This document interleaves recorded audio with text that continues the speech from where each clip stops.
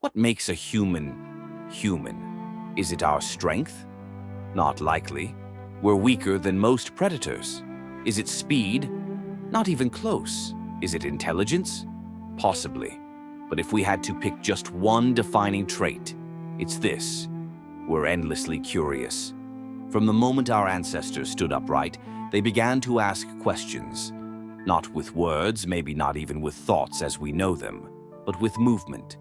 They asked with their feet, by walking into new lands. With their hands, by shaping tools out of stone.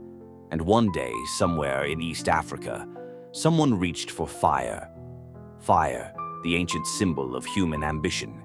It was dangerous, bright, unpredictable.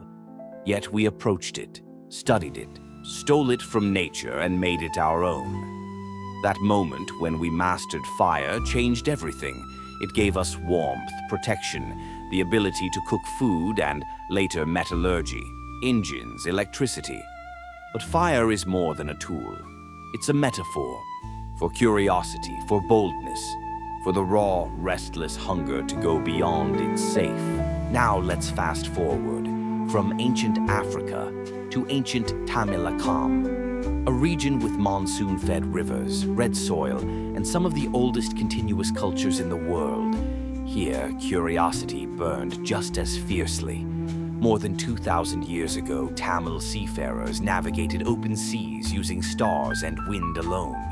They built cities with drainage systems and granaries, wrote delicate poetry about love and war, and they asked why in palm leaf manuscripts, temple carvings, and oral verse.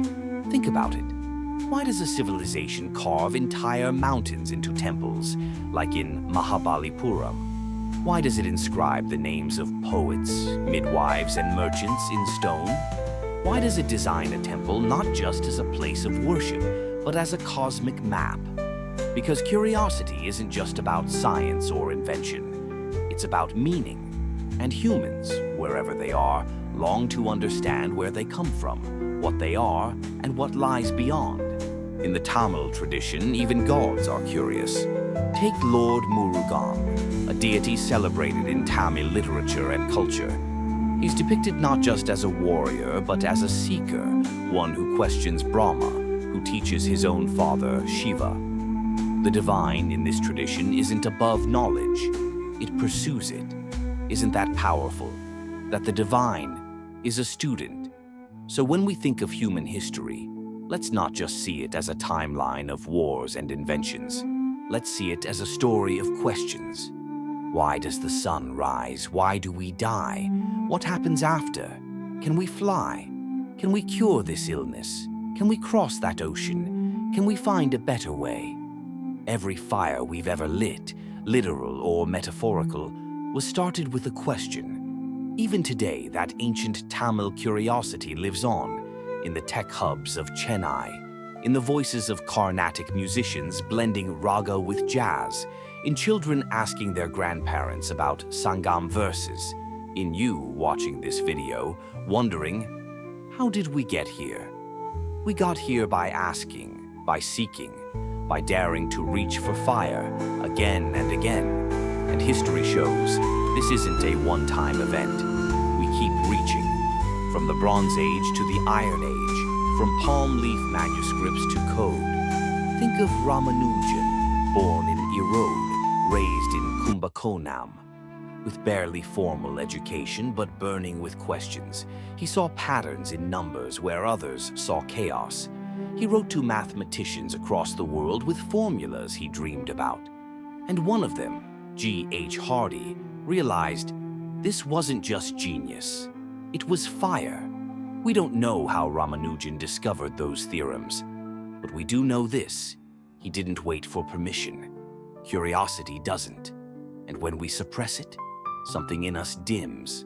That's why, as adults, we must protect the fire we once had as children, the fire that made us take apart radios, ask why stars twinkle, or trace our fingers over maps, wondering where those places were and who lived there. Even the ancient Tamil word for knowledge, aravu, has layers of meaning. Not just information, not just logic, but insight. awareness, awakening. Because knowledge is not just what we know, it's how we see. So if you're feeling lost, if life feels dull or routine, ask yourself, what am I curious about? That one question is your matchstick. Strike it. Let it spark something.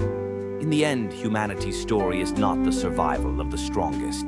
It's not the conquest of land or power. It's the triumph of wonder, of the little girl in Madurai staring at the stars, of the boy in Chennai dreaming of rockets, of the elder reciting Tirukural couplets by heart, of you reaching, questioning, remembering. Because we all come from fire, not just the cosmic kind, but the human kind. And that fire still burns. Thanks for listening. If this sparked something in you, stay with us. There's so much more to explore.